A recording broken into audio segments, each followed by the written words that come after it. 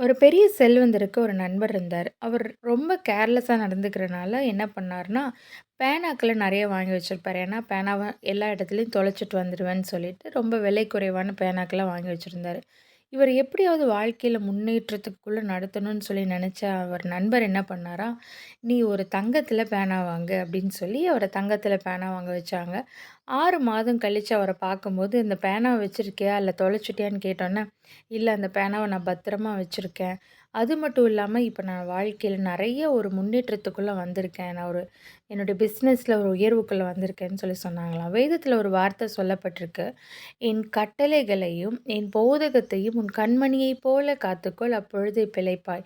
எது நம்ம மதிப்பா உணர்றோமோ, அத நம்ம கவனமா பார்த்துக்குவோம். அதேபோல நம்ம தேவனுடைய வார்த்தைகள நம்ம மதிப்பா உணரும்போது, நம்மளுடைய வாழ்க்கையில அந்த வார்த்தைகள கவனமா நம்ம கடைப்பிடிப்போம்.